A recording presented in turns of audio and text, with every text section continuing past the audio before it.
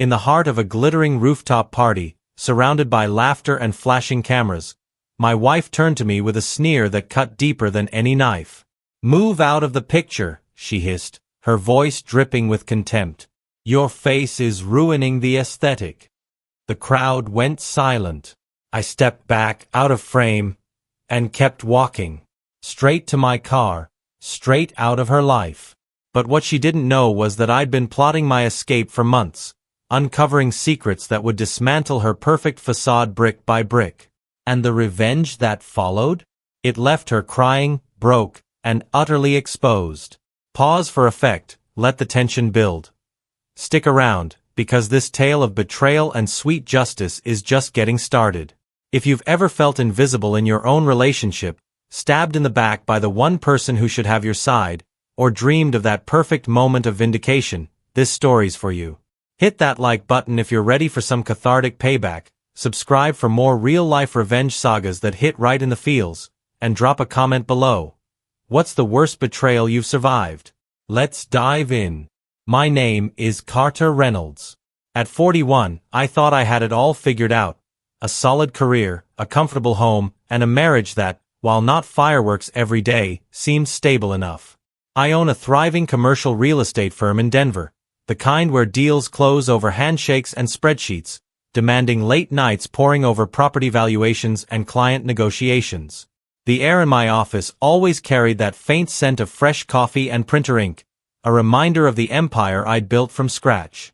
My wife, Vanessa, 38, was the creative force behind a boutique marketing agency, her days filled with mood boards, client pitches, and endless scrolls through social media feeds. She was obsessed with perfection, not just in her work, but in every aspect of our life. The way our home looked like a Pinterest board come to life, with minimalist decor, neutral tones, and not a single item out of place. How we appeared as a couple. Always polished, always enviable. We'd been married 13 years, no kids, her choice, really. "Babies would derail my career," she'd say, her eyes gleaming with ambition. And honestly, I was okay with it. I'd watched too many buddies chained to unhappy homes for the sake of their children, arguments echoing through walls that once held laughter. At least with Vanessa, we had options. Freedom. Or so I thought. But freedom can turn into a cage when you don't see the bars closing in. The cracks had been there for years, subtle at first, like how she'd critique my outfits before events, her fingers pinching the fabric as if it offended her. "Carter, that tie clashes with the vibe," she'd sigh, rolling her eyes. Or the way our conversations revolved around her promotions, her networking events, her endless quest for likes and shares. I brushed it off as her drive, her passion. After all, I loved her confidence, the way she commanded a room. But deep down, a nagging doubt gnawed at me, like a quiet hum in the back of my mind. Was I just a prop in her story? The birthday party was the tipping point, the moment everything shattered. It was held at Nala, this upscale rooftop spot downtown where the elite sipped overpriced cocktails, think $18 martinis garnished with edible gold flakes, and plates arrived looking more like art installations than food. The evening air was crisp, carrying the faint aroma of citrus from the bar and the distant hum of city traffic below. Vanessa had orchestrated it like a military campaign for weeks, curating the guest list of influencers and colleagues, selecting decorations that screamed luxury minimalism, string lights, twinkling like stars, white linens billowing in the breeze.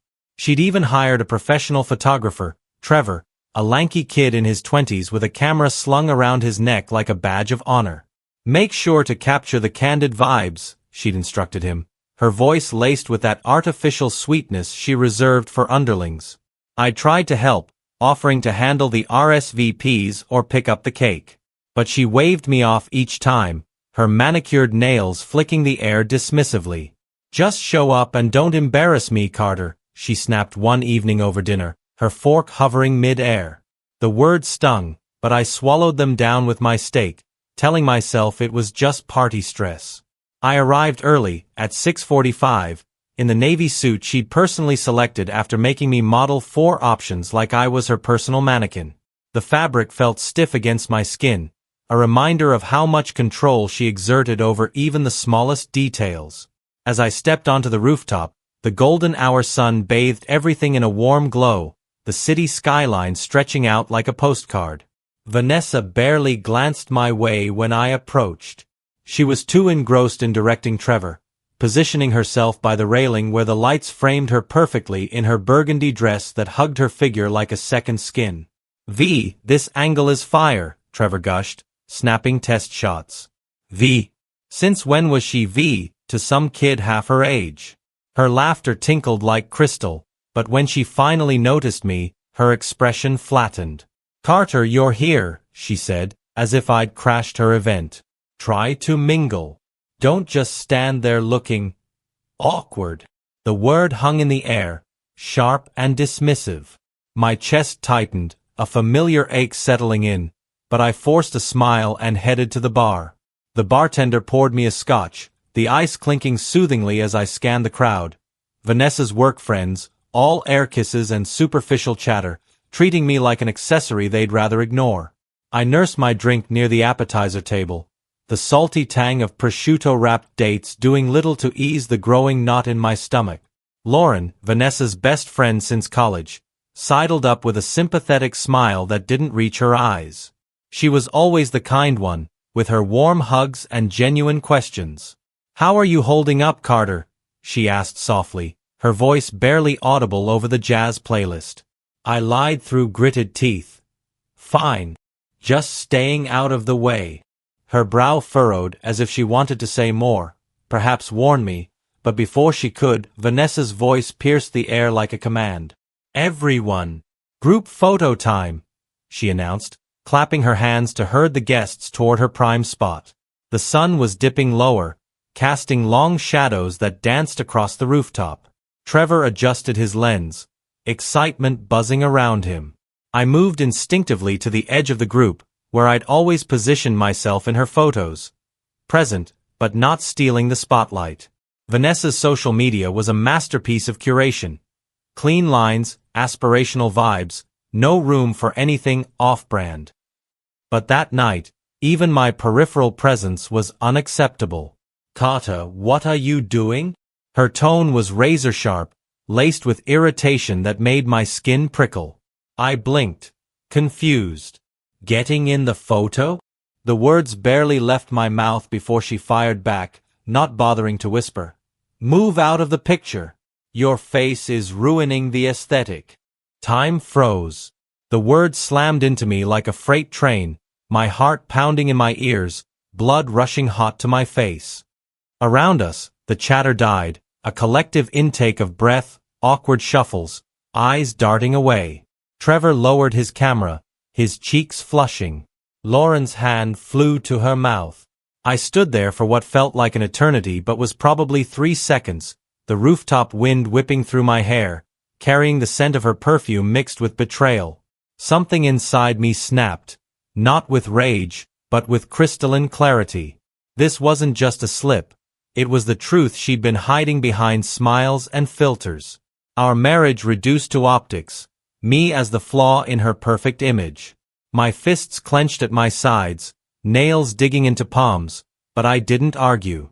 I stepped out of frame and kept walking, past the whispering guests, their pitying glances burning my back, past the bar, my half-finished drink abandoned, past Lauren, who reached out with a soft, "Carter," but let her arm drop. The elevator doors closed with a soft ding, the descent feeling like freedom. My phone erupted before I hit the parking garage, buzz after buzz, like angry bees in my pocket. Vanessa's name flashing, then her friends. I ignored it all, sliding into my car, the leather cool against my heated skin. The engine roared to life, and I drove, not home, to the house that now felt like a stage set, but to my office. The streets blurred past, neon lights reflecting off the windshield as my mind raced. How had it come to this? 13 years, dissolved in one cruel sentence. I let myself in with my key card, the building silent except for the hum of fluorescent lights. Collapsing into my chair, I stared out the floor-to-ceiling windows at the twinkling Denver skyline, the mountains shadowy guardians in the distance. The air was stale, laced with the faint odor of yesterday's takeout, but it was mine. Around midnight, a text from Lauren lit up the screen. She's still crying. Says she didn't mean it that way. You should call her. I stared at those words, my thumb hovering. Then, with a deep breath, I blocked Vanessa's number. Peace settled over me like a blanket. What they didn't know, what no one knew, was that this wasn't impulsive.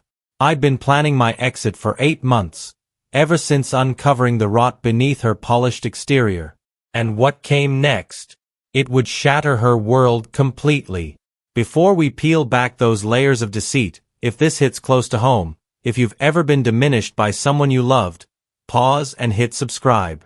Share in the comments a moment you realized you deserved more. Smash that like. Trust me, the twists ahead will have you cheering. 8 months earlier, fate handed me the first thread to unravel. I'd been in Phoenix for a business meeting, the desert heat clinging to my skin like a bad memory. But it got cancelled last minute, so I grabbed an early flight, landing back in Denver by 8 p.m. on a Thursday. The drive home was quiet, the radio playing soft rock that did little to drown my fatigue. Our house loomed dark in the driveway, unusual since Vanessa's sleek Audi sat there, gleaming under the streetlight. I slipped in quietly, keys jingling softly, assuming she'd crashed early with one of her migraines, stress from work turning her temples into throbbing battlegrounds. But the bedroom was empty, sheets untouched. A light spilled from my home office down the hall. Heart quickening, I approached silently, the carpet muffling my steps. There she was, Vanessa, hunched over my desk, fingers flying across my keyboard. The screen's glow cast harsh shadows on her face, highlighting the furrow in her brow. "What are you doing?" I asked from the doorway, my voice steady but edged with suspicion. She jumped, literally leaped in her chair, hand clutching her chest like I'd fired a shot. "God, Carter, you scared me." Her eyes darted, wide with panic. I needed to check something for work. My laptop died, and I couldn't find the charger. The excuse tumbled out too quickly, rehearsed, as she frantically closed windows. I stepped closer, the room smelling of her vanilla lotion mixed with tension. "What were you looking for exactly?" She stood, smoothing her dress with trembling hands. "Just a client file for a presentation." "When did you get home?" 2 minutes ago." I slid into the chair, pulling up recent files. Bank statements. My personal ones, separate from our joint account. The ones we'd agreed to keep private per our prenup. "Vanessa, why were you digging through my bank records?" Her face shifted from nervous to defiant, lips pursing. "Because you've been hiding money from me." The accusation hung heavy, my pulse thundering. "Hiding? It's my personal savings. You've always known about it, just like yours. That's what we agreed on." She crossed her arms, nails digging into her sleeves. "You have almost $400,000 in there, Carter. 400,000. And you never told me?" The number echoed, but it was her entitlement that hit hardest. My mind whirred. This wasn't concern, it was calculation. "Is that it? You want my money?" She didn't flinch. "We're married. What's yours is mine. We have a prenup, Vanessa. Clear terms on separate property." Her eyes narrowed. "That thing's ancient. 13 years old. Things change." "What things?" I pressed, leaning forward. "I'm starting my own agency. I need capital to launch big, compete with the giants." There it was, the truth, cold and self-serving. Not about us, but her assent. My laugh escaped, bitter and hollow. "You want me to fork over 20 years of savings for your dream? I'm your husband, not an ATM." Her face hardened, a storm brewing. "Fine. I'll get it another way." She stormed out, leaving me in the dim light, heart racing with realization. This was no partnership. It was a transaction. That night ignited my vigilance. Over the next weeks, patterns emerged I'd been blind to. Her phone, always face down on tables, vibrating with notifications she silenced quickly. Passwords on everything. Her laptop, once left open, now locked like Fort Knox. Late nights at the office, returning after 10 p.m., her breath carrying hints of Merlot, excuses about demanding clients rolling off her tongue too smoothly. My gut twisted each time, doubt festering like an open wound. Was I paranoid, or was the foundation crumbling? Confirmation came from Nathan, my business partner of 15 years, a burly guy with a no-nonsense demeanor. He cornered me in my office one afternoon, the door clicking shut behind him. He shifted uncomfortably, rubbing his neck. "Carter, hate to do this, but you need to know." My stomach dropped. "What?" "Saw Vanessa last Tuesday at Merchants in Lodo." The restaurant, a dimly lit haven for power dinners, velvet booths and candlelight screaming intimacy. "With who?" He pulled out his phone, the photo hitting like a gut punch. Vanessa in a corner booth with a stranger, mid-40s, sharp suit, exuding that predatory confidence of the ultra-successful. They leaned in close, her hand inches from his, body language screaming affair. "Blake Morrison," Nathan said. "CEO of Morrison Digital, big players in marketing." The name clicked, industry titan, twice married, known for cutthroat deals. Everything aligned, the secrecy, the meetings, her sudden cash grab. She wasn't just ambitious. She was trading up. I thanked Nathan, my voice steady, but inside, rage simmered with hurt. This wasn't love. It was upgrade. I didn't confront her. Instead, I armored up. Hired Rachel Torres, a PI with a reputation for discretion in messy domestics. She was sharp, no frills, delivering results fast. Within weeks, her report landed. Photos of Vanessa and Blake at swanky hotels, the scent of room service lingering in my imagination. Dinners at hidden gems, laughter echoing in my mind, visits to his loft, lights dimmed low. They'd met at a conference 6 months ago, sparks flying into full-blown betrayal. Blake was divorcing his second wife, promising Vanessa a spot at his firm once she ditched me. But Rachel's dig deeper revealed his type. Users, not keepers. I played the part, dinners together, her hand in mine feeling like ice, while prepping my escape. Transferred funds to hidden accounts, updated my will, copied every document. Scouted apartments, envisioning a life without her filters. The party was meant to be my dignified farewell. Endure the night, divorce her privately next day. But her humiliation flipped the script. No more grace.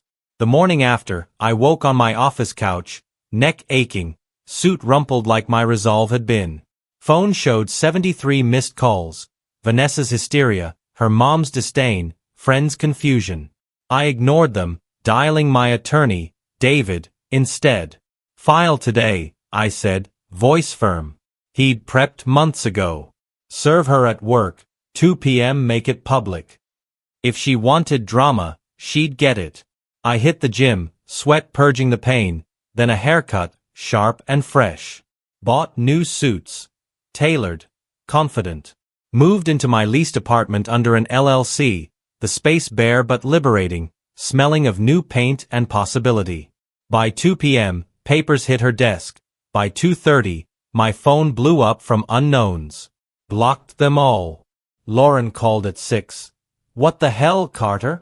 "Divorce." She was leaving anyway for Blake. Shock silenced her. "You knew?" "Suspected. But I have proof now."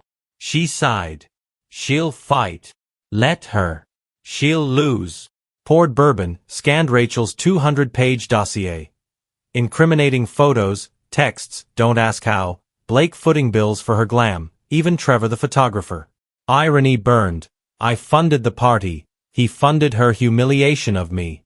Laughter escaped. Dark and satisfying. The divorce blitzkrieged. Vanessa contested the prenup. Duress. But David shredded it in mediation. "You had counsel, no coercion." Her lawyer pivoted, emotional labor compensation.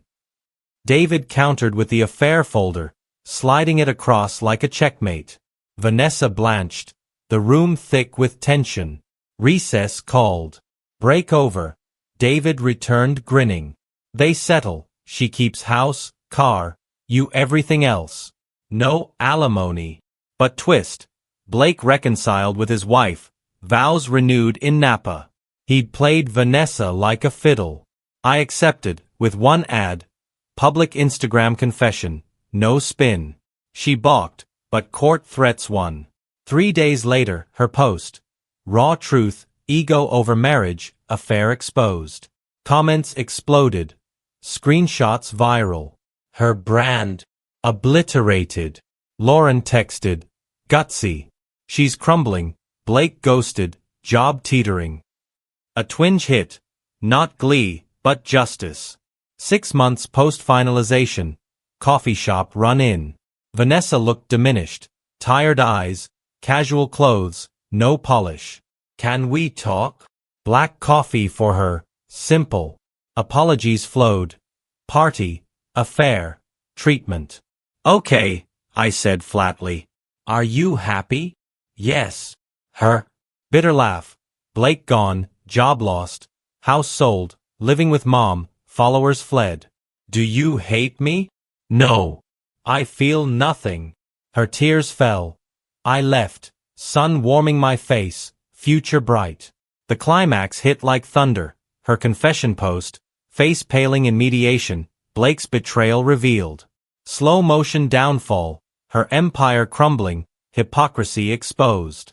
Catharsis washed over me, fists unclenching, breath steadying. Justice, earned. Expanded with more details for length. Add internal monologues during climax.